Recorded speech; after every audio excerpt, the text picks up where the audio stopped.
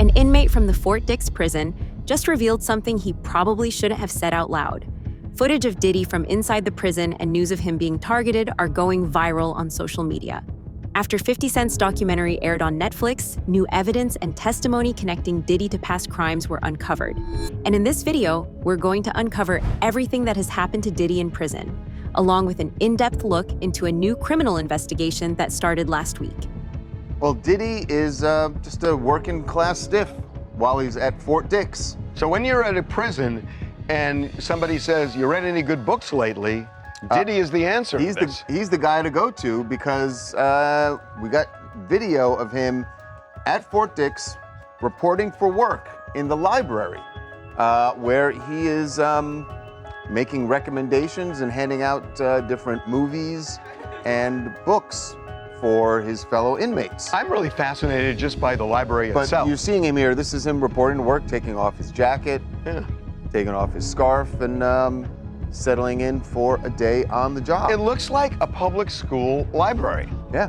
It's This was the chapel, and this is the media library in the chapel, which is where Diddy's currently working.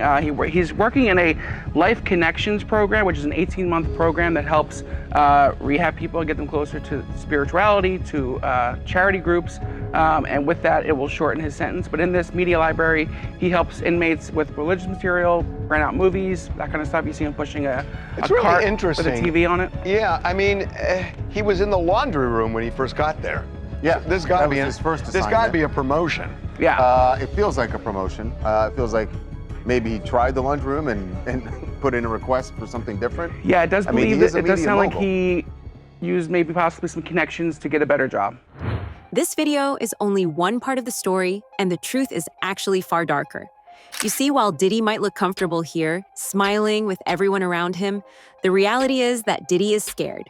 In the last year, Diddy has been attacked more than 3 separate times, narrowly avoiding death. It doesn't matter if he's at the Metropolitan Detention Center in New York or Fort Dix in New Jersey. There's a target painted on his back. So Diddy is claiming that his throat was nearly in prison. According to Diddy, he was asleep in his cell and he woke up to a man standing over him with a shank at his throat. It's important to understand that this incident was not an attempted murder. If this person wanted to Diddy, he never even would have seen it coming until he was bleeding out of his throat. This was a warning, and this was a mark of things to come for Diddy. First off, Diddy is down on a bad charge, and it doesn't matter that it's not like a child charge, it's still a sex charge, and people in prison, they don't like that. Even though it's a prostitution charge and the prostitutes that he had transported across state lines were men, it's still a sex beef. That honestly is going to seem even weirder to dudes in there. Also have to keep in mind that Diddy has a lot of money, and they're going to want that money, and they're going to get that money out of him, whether he wants them to or not. Also have to keep in mind that Diddy is famous, so if you were the dude who beat up, stabbed, or clapped Diddy's cheeks, that gives you a certain amount of clout in prison. Someone is trying to send a message to Diddy to make sure he stays silent and doesn't name any names. To get a better idea of what I'm trying to say, you need to first understand what Diddy was originally charged with. Back in September, when Diddy was first taken into custody, federal prosecutors were actually accusing him of charges of RICO. Here's the interesting part. Despite this being a RICO investigation, no one else was named. It's obvious that Diddy wasn't working alone, and these same accomplices are now trying to scare him into staying silent. Mark, Diddy is going to spend definitely 2+ years in a federal prison. I just want to lay this out right now. He is a target because they talked about this in court. They said somebody tried to shank him already, and that he is a big target. Are you concerned that Sean Diddy Combs could be assaulted, violently assaulted? Is that a thing? Because based on what was said in court, it feels like a thing. Yeah, it clearly is a thing. I mean, they're already, and he did not want to make a big deal of it. They already tried to shank him once at the MDC, and that was thwarted. Keep in mind that Diddy never expected to end up in prison and thought that even if he was somehow sentenced, he would just use his connections to buy his way out. Diddy wasn't your average media mogul. He was connected to some of the most powerful people in the world.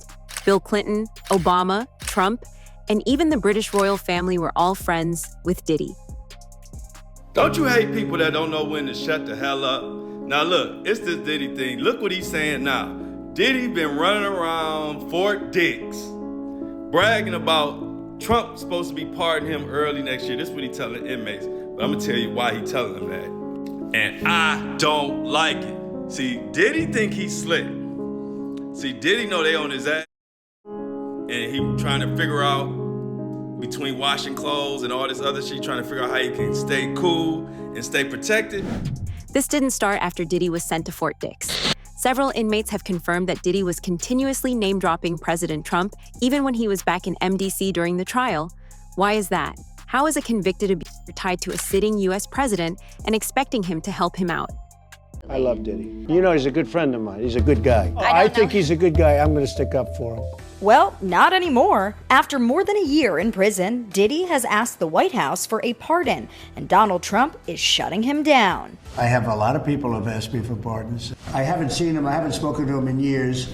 Yeah, that's according to the president himself, who spoke to the New York Times on Wednesday, explaining the request came in a letter. Details of the alleged letter haven't been divulged. But Trump did say he's not planning to commute the mogul sentence. He didn't say why, but it's a move the president has been thinking about for months. Here's what he told reporters during Diddy's marathon trial in May. He used to really like me a lot. I don't know. I would certainly look at the facts.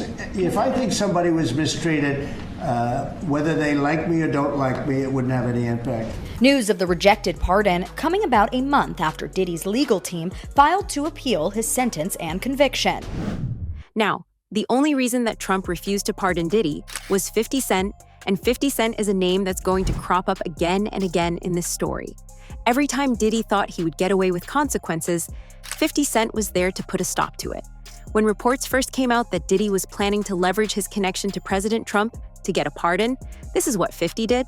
50 Cent don't give a damn. He don't give a damn. He literally is saying he's going to reach out to Trump to remind Trump of the things that P. Diddy has said about him for the sole express purposes of making sure that Trump doesn't pardon Diddy in the event that Diddy gets convicted of sex trafficking and racketeering. That's what 50 Cent is sworn to do. And I got to admit to you, that's wild. Damn, you know you got an enemy there when the man want to go out of his way to contact the president, you know, and clearly he has some kind of inroads where he can get to President Trump so President Trump can hear him. He's basically saying, yo, brother need to go down. The same thing happened when footage of Diddy in prison went viral. 50 reacted to it and posted his reaction on Instagram. Don't you think that it's just a little bit suspicious how 50 Cent is putting so much effort into going after Diddy? He actually paused some of his more profitable business ventures and personally called victims to get them into his documentary. This isn't something a troll would do. 50 is actively trying to make sure that Diddy's trial gets as much attention as possible so Diddy can't do anything shady. Probably the biggest troll in the rap game, man. Oh my gosh, it's yes. Diddy's birthday, November 4th. Oh, yeah, man. Today. Yeah. It's his birthday. Yes. And he happens to put up a post of him, and, you know, there were some pictures released of Diddy on the yard with a couple other prisoners. Mm-hmm. Crazy to say prisoners, right? Yeah. You know, he had Bad Boy East, Bad Boy West. That's Bad Boy Prisons. Yeah. But he put up a picture of those pictures, and he said he looked too happy to me with all them handsome men around. Good morning, New York City. Wow. Oh my God. Dude, how does 50 get away with this? I don't know. Because we were talking about, man, 50 don't lose any brand deals. He don't lose any endorsements. He can walk in and sell TV shows. Oh, yes. You know, he can be in the boardroom and also be petty as hell, too. Yeah. Yeah, man. Even when he sat down with us, he kind of explained a little bit about him and Diddy and the beef. I haven't had issues with Puffy. I don't like him like that. Like, I don't like things that he would do and make me uncomfortable. So we're speaking on Diddy. We're speaking on Puff. Yeah, yeah. Okay. But I don't have that thing where, we ain't had no thing. I wasn't sending nothing at him, big. If it was on the street side like that, we would be actively doing things to each other. I still don't understand. And we wasn't doing that. I was still trying to figure out, you do a lot. Yeah, he does a lot. You do a lot. And the uncomfortable part was when he was talking to the Breakfast Club. Uh-oh. And he was mentioning how Diddy wanted to take him shopping. He said something fabulous, and he goes, "Yo, but me and you, we ain't party. Like, we need to party." What is he talking about? Incense going off. When people say that to me, I get a little uncomfortable. I get uncomfortable. Like he said something to me one time, a long time ago, at Chris Lighty's wedding. He told me to take me shopping. I looked at him like, what'd you just say? Let me move, man, before I do something. You're gonna make me mess up the wedding. Oh, that's a nice gesture. Let me get out of no, dude, take me. That's what a guy says to a girl. Hey, dude, that sounds like something Mariana would say. Yeah, That's a nice gesture. Like, no, you don't. Great. 50's spotlight, plus the evidence he presented in his documentary, is the only reason victims are seeing some justice. Diddy has been doing everything he can to get 50 to back off. Allegedly, Diddy even sent a threat. One day after his documentary on the crimes of Sean Combs aired, 50 received a bouquet of flowers from Diddy. 50 posted about this on his Instagram, saying that he knew what Diddy was really trying to tell him. Diddler has sent 50 Cent some damn flowers while he locked up, bro. All right, we all know Diddy is mad about this whole docu-series that 50 put out on Netflix and is #1 going crazy, so you know he mad. Now, according to 50, all right, these are some warning flowers. Y'all know how Diddy used to get down. You know, he used to send people shit in the mail. He'll send a nigga blow up a car. Y'all know how he get down. So if he mad, clearly he's mad about this documentary. Bro sent 50 some flowers at his hotel while he was in Miami, bro. Now, I ain't gonna show the address on these flowers, but 50 posted the whole address. Now, in the caption, 50 said, "What kind of gay shit is this? Diddy send me flowers at Club 11, LOL. LOL, why all the foreplay? Get busy, you know I'm stupid." Then he commented again and said, "A warning, I'm 90s grimy. You don't warn me, LOL." So y'all know why Diddy sent this. He ain't send it because he happy or proud of 50 for dropping this goddamn docuseries on his demon ass, bro. Getting back to what's going on in prison, court documents reveal that Diddy was saved by a corrections officer after he was attacked and threatened. Allegedly, Diddy woke up to a knife to his throat and would have been injured if it wasn't for a nearby corrections officer who saved him. Now Diddy is paying inmates to keep him safe. Diddy had something very scary happen to him. One of his close friends is speaking out and saying that while he was sleeping at the MDC Brooklyn jail, somebody came and put a knife, pressed it to his throat. Now, as I keep digging into the story, they're saying yes, a correctional officer or a police officer was the one who came and basically helped him out and quote unquote saved him. Yes. And so, obviously Diddy's lawyers are trying to use this as a way to just get him even moved to a different location. But right now, everything is kind of staying as is. Yeah, his safety being an issue when he's supposed to be, I think in some sort of protected environment. Remember MDC, isn't that where the Epstein situation happened? The lawyers, when they were speaking on Diddy being in prison and the circumstances him being in prison, I didn't never hear about this, and nobody ever said anything about this. And I want to know if it's in the prison records. They said one of the guards stopped a dude from shanking Diddy. Now, I'm like, if he was doing all this positive shit in jail, and they was talking about he was all the inmates loved him and they was employing him and doing standing ovation.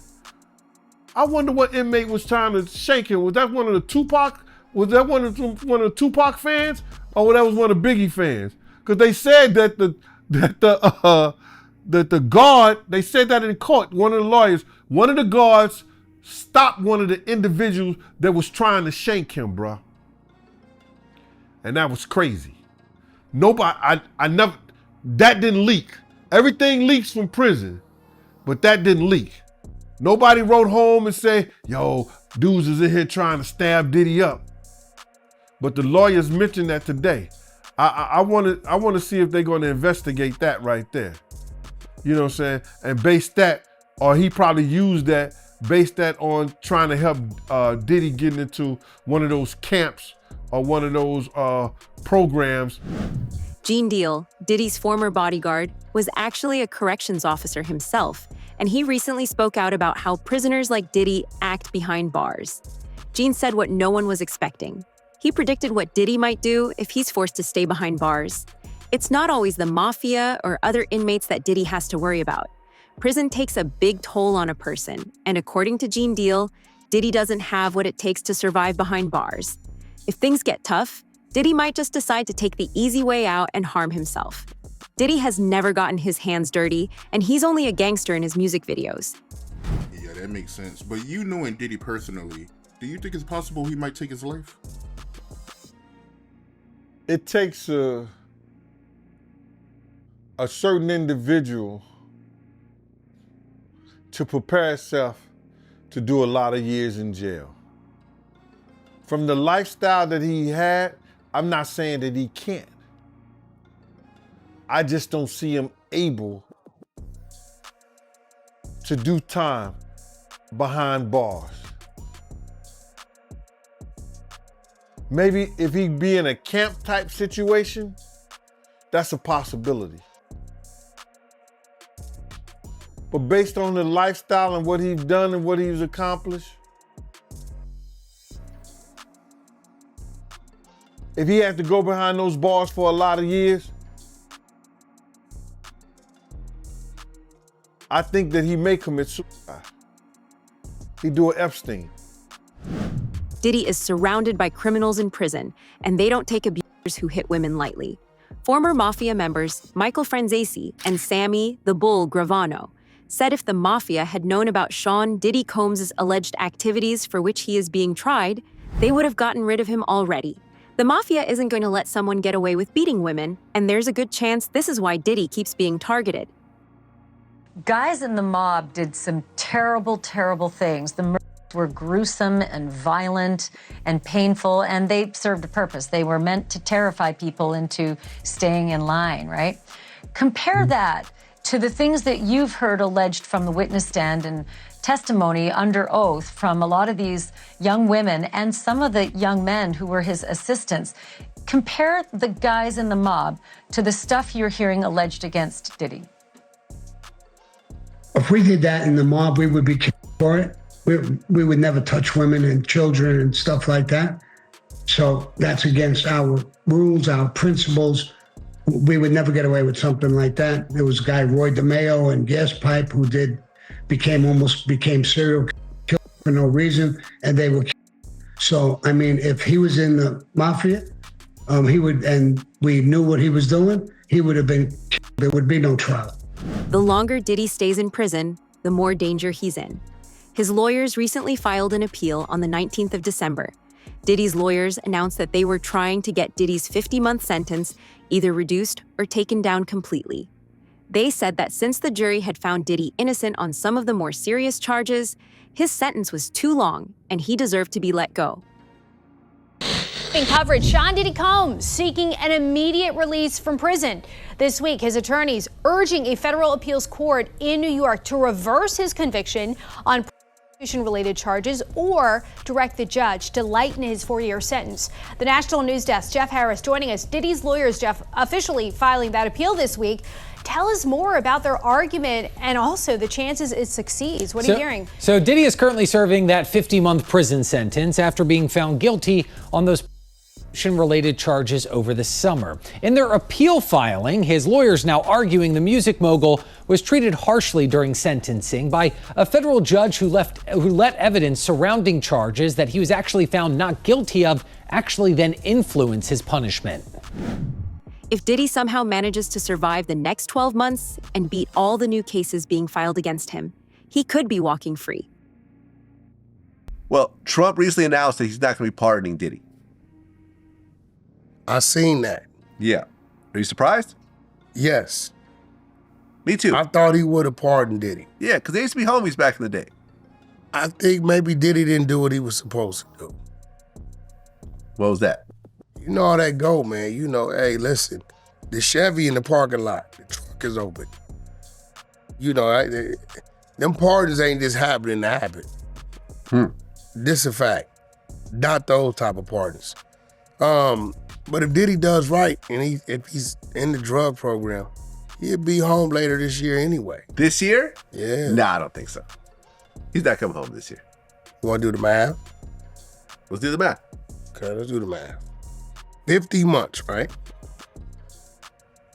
He got 50 months. Right. About 12 months time served? Hold on. He got 12 months time. Do they take the 15 from the top? Yeah. Okay, so minus his 15%. That leaves 42 and a half months. Minus, he had, about was 12. it 12 months time served? 12. So that's 30. That's 30. Minus another 12 months for the drug program. That's why he went there. You do the drug program. They 18 take months. 12 months off. 18 months minus 6 months for the halfway house. 12 and a half months. He got sentenced when? In October? Was it October? I think that's too soon, but yeah. All right, listen, if I'm you're right. doing all the deductions. Listen, I'll be happy if you Diddy's do know free. that's why he wanted the drug program. Right, to get a reduction. You I get get it. 12 months off, and then they send you to the halfway house 6 months early. So that leaves him with 12 months. This is where the story takes an even wilder turn. Diddy isn't just suffering in prison, his businesses are going down too. An investigator for the New York Times recently discovered that Diddy was selling his private jet. This is the same jet that Diddy was showing off in his videos, and now he's selling it to have some cash left over. Allegedly, Diddy is broke now, and he can't afford his $30 million private jet. Mia, you got the final sale price. It says it was not disclosed on the paper, but you got new information. Well, listen, it runs from between $20 million to $30 million. Of course, they did not tell us what the final sale was. And it's also anonymous. We don't know who bought it. Listen, I'm not mad at that person. Whoever that is. Keep it anonymous. Keep it anonymous. Like, right. Listen, when I'm at the dispensary, I check out anonymously. You know what I'm saying? Because I don't want y'all to know what I'm getting in the bag. So, same thing applies here. If you're buying Diddy's PJ, you might want to keep that on the low. Keep that on the low. Like you say, you probably get a paint job after that. You feel me? Cover that up. Just put primer over the Bad Boy logo. Like, yo, we gonna cover this up real quick. Can you imagine what that pre-purchase inspection was like? Yo, man. Yo, we was talking about this off Check mic. all the cracks and crevices. Big Room Raiders energy. Pause. We're going in there with the black. Yo, you gotta get the black light. Black light. They don't even want to check the engine. We don't care about the engine. We don't care about none of that. Check the carpets. Check That's the chairs. Rip out. We gotta reupholster this whole joint. Everything. Now, this was actually sold due to legal pressure. So maybe he's using these funds to, pay the lawyers, pay the staff, because I know the staff was also waiting for some money while he is incarcerated. Right. That's what happens when the boss goes down. You know what I'm saying? Them checks slow up. Diddy needs this money to fight the cases coming against him. The LA County Sheriff's Department just announced that a new criminal investigation into Diddy has been launched. TMZ was the first to report that Diddy was being investigated. The investigation also involves Jonathan Hay, Rihanna's ex-publicist, along with Biggie Smalls' son, CJ Wallace. Allegedly, Jonathan Hay was assaulted by Diddy after he was invited to record some songs. Sean Combs now facing new assault allegations, this time from a man in Florida. According to ABC News, investigators in LA received a report from a police department in Florida where the alleged victim lives, and now they are working on the case. Eyewitness News anchor Mike Marza in the newsroom with the very latest details. Mike. Well, David, here's what we know. The new allegations of assault against Sean Diddy Combs come from a music producer who went to police in Florida, but the alleged crimes happened in Los Angeles. Jonathan Hay is his name. That's the person who filed the complaint, and he's one of the John Does that filed a civil lawsuit against Combs in July. The first alleged incident was in September of 2020 in LA. Hay alleging that Combs performed acts in front of him and asked for oral sex. In a second incident, in 2021, Hay claims that CJ Wallace, the son of the rapper Notorious B.I.G., took him to a location where two men put something over his head, he says, before Combs forced himself on Hay several times. Combs is currently serving out a sentence in Fort Dix, New Jersey, following his conviction earlier this year on two related charges. Combs' representatives have not yet responded to this lawsuit. This isn't the only new case that Diddy has to worry about. 50 Cent's documentary uncovered new evidence and testimony surrounding the murders of Tupac Shakur and Biggie Smalls. Proof of Diddy's involvement, along with witness statements tying Diddy to the crime, were released for the very first time. I think my favorite thing about 50 Cent's Netflix Diddy documentary is how he built a timeline off of this information. And one of my favorite parts of this documentary is them really getting into the timeline of events when it comes to Tupac and Biggie. And it really gives us a lot of perspective from people that were close to the situation, and a lot of people allege in this documentary that they believe that Diddy was very jealous of Tupac. And they pretty much go through everything from the quad incident and Tupac believing that Puffy was behind it, like he said in the Vibe interview. And they lay out this whole timeline of the downfall happening perfectly, in my opinion. We are even hearing from Greg Kading, the detective that worked on Tupac and Biggie's case in this documentary. He is the investigator that did that proffer agreement with Keefe D way back in 2008, where Keefe D alleged that Diddy tried to offer him $1 million to take out Tupac and Suge Knight. And Tupac's trial with Keefe D is coming up very soon in early 2026, and we know that Diddy's name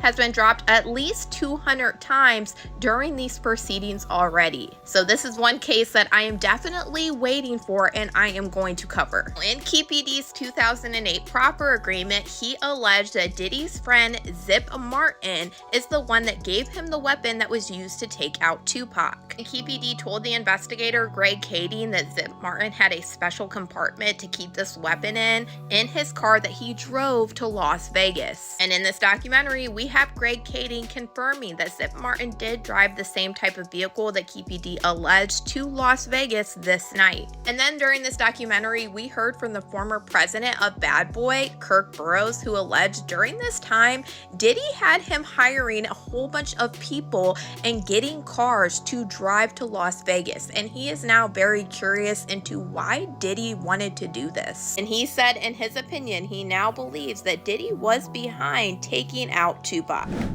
Tupac Shakur's family has started an investigation looking into the murder and hired lawyer Alex Spiro. Tupac's brother Mopreme Shakur has also given a statement on the incident and talked about how he's suspicious of Diddy.